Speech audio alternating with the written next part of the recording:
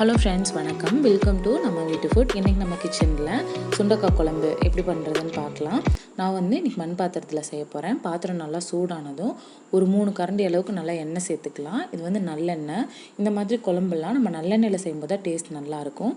எண்ணெய் காஞ்சதும் கடுகு வெந்தயம் சேர்த்து பொரிய விட்டுட்டு கூடவே வாசனைக்காக 2 வரமிளகாய் கொஞ்சமாக கருவேப்பிலை சேர்த்துட்டு லைட்டாக வதக்கிடலாம். அடுத்ததாக நான் வெங்காயம் சேர்த்துக்கிறேன். ஒரு 25 சின்ன வெங்காயம் இருக்கும், கூடவே ஒரு மீடியம் சைஸ் பெரிய வெங்காயம். இது கொஞ்சம் பெருசாக கட் பண்ணி போட்டுக்கலாம். சின்னதாக இருக்கிற சின்ன வெங்காயத்தை அப்படியேவும், கொஞ்சம் பெருசாக இருக்கிறத 2 கட் பண்ணி சேர்த்துக்கலாம்.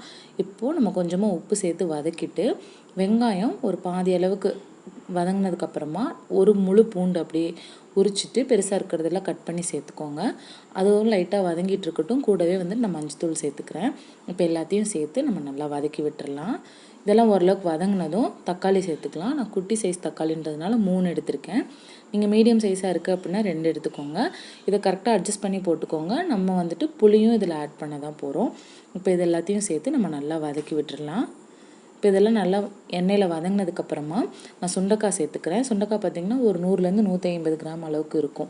இதை நான் கழுவிட்டு தட்டி தண்ணியில் போட்டு வச்சுருந்தேன். அப்போ தான் அந்த கருப்பாகாமல் இருக்கும், கொஞ்சம் கசப்பு தன்மை குறையும். அதுக்காக 2வது இந்த எண்ணெயிலே போட்டு நம்ம வதக்கணும் அப்படின்னா ஏதாவது கொஞ்சம் கசப்பு இருந்தாலும் நமக்கு அப்படியே குறைஞ்சிரும். அதே மாதிரி குழம்போட டேஸ்ட் நல்லாயிருக்கும். அதுக்காக இப்படி போட்டு வதக்கிக்கலாம். அடுத்ததான் அப்படியே மசாலா சேர்த்துக்கலாம். இதுக்கு தனி மிளகாய் தூள் ஒரு 3/4 டீஸ்பூன் அளவுக்கு சேர்த்துட்டு குழம்பு மிளகாத்தூள் நம்ம காரத்துக்கு தகுந்த மாதிரி ஒரு 3-4 டீஸ்பூன் அளவுக்கு சேர்த்துக்கோங்க. நான் 3 டீஸ்பூன் அளவுக்கு சேர்த்துருக்கேன். இதில் உப்பு, காரம், புளிப்பு எல்லாமே கொஞ்சம் கூடுதலாக இருந்தால் தான் டேஸ்ட் ரொம்பவே நல்லாயிருக்கும். இப்போ எல்லாம் பச்சை வாசனை போக நல்லா வதக்குனதுக்கப்புறமா நம்ம புளி ஊற்றிக்கலாம். நான் ஒரு குட்டி எலுமிச்சம்பழம் சைஸ் அளவுக்கு புளி ஊற வச்சுட்டு கரைச்சி சேர்த்துக்கிட்டேன். புளி கரைசலை சேர்த்ததும் அப்படியே நம்ம எந்தளவுக்கு குழம்பு வேணுமோ அந்தளவுக்கு தண்ணி சேர்த்துக்கலாம். இப்போ இது எல்லாமே நல்லா நுரக்கட்டி வரும் பொழுது உப்பு காரம் டேஸ்ட்டு பார்த்துக்கோங்க. இப்போது இந்த ஸ்டேஜில் உப்பு பத்தலை அப்படின்னா சேர்த்துட்டு இப்போ ஒரு மூடி போட்டு வச்சுருங்க. மீடியம் ஃப்ளேமில் ஒரு 15 நிமிஷம் அப்படியே குக் ஆகட்டும். நீங்கள் அப்பப்போ இடையில எடுத்து சும்மா கிளறி விட்டுட்டு மட்டும் இருங்க. இப்போ பாருங்கள், குழம்பு ஓரளவுக்கு ரெடியாகி லைட்டாக அப்படியே எண்ணெய் பிரிய ஆரம்பிக்குது. நம்ம அப்படியே தேங்காய் அரைச்சிட்டு வந்துடலாம். சின்ன சைஸ் தேங்காயிலேயே ஒரு 1/4 மூடி அளவுக்கு தான் எடுத்திருக்கேன். ஒரு 3-4 கீத்து எடுத்திங்கன்னா போதும். அது பொடுசாக கட் பண்ணி போட்டு நல்லா பேஸ்ட் மாதிரி அரைச்சிட்டு ஊற்றிடலாம்.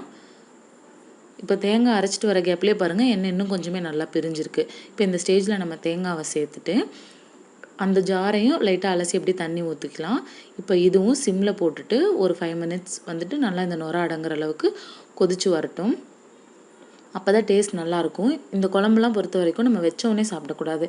வச்சுட்டு குறைஞ்சது ஒரு 2 மணி நேரமாவது ஆகணும். அப்போ தான் டேஸ்ட் ரொம்பவே நல்லாயிருக்கும். இதை சாதத்து கூட சாப்பிடும்போது அவ்வளோ டேஸ்ட்டாக இருக்கும். இதே மாதிரி நீங்களும் ஒரு தடவை ட்ரை பண்ணி பாருங்கள். பார்த்துட்டு எப்படி இருக்குது அப்படிங்கிறது என் கூட மறக்காமல் கமெண்ட்டில் ஷேர் பண்ணிக்கோங்க. இந்த வீடியோ பிடிச்சிருந்தா லைக் பண்ணுங்கள், ஷேர் பண்ணுங்கள், சப்ஸ்கிரைப் பண்ணிக்கோங்க. கூடவே பக்கத்தில் உள்ள பெல் ஐக்கானையும் கிளிக் பண்ணிக்கோங்க. Thank you friends. தேங்க்ஸ் ஃபார் வாட்சிங்.